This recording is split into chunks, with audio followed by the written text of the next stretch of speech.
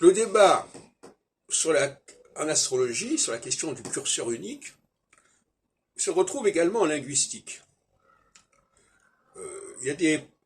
Par exemple, l'autre jour, je discutais avec un anglophile qui me disait à quel point l'anglais était riche. Mais c'est une plaisanterie. Alors le français serait moins riche. Mais justement, c'est toute la force du français d'être moins riche. Parce qu'on a un nombre limité de radicaux, de noms, au sens le plus restreint du terme, mais on le fait varier à l'infini par la polysémie, par l'équivocité, par l'ambiguïté, etc., par le contexte. Ou bien, au contraire, chez les Anglais, chaque mot a un sens bien limité, on emprunte au français un mot, mais on n'emprunte qu'une seule des significations que ce mot a en français.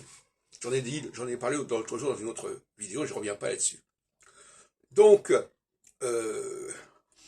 la question est de savoir si on veut une astrologie à la française ou une astrologie à l'anglaise. Une astrologie à la française, c'est une astrologie homonymique, si on peut dire.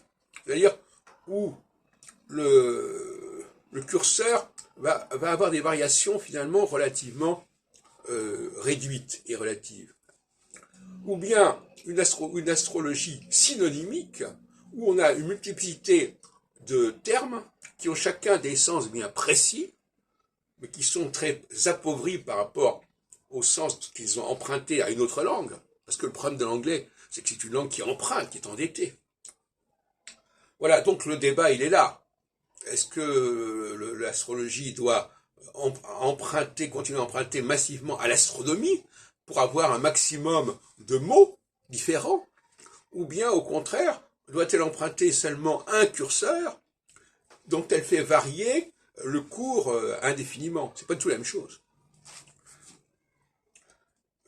Donc, linguistique et astrologie, c'est extrêmement lié à ce niveau-là, dans mon esprit.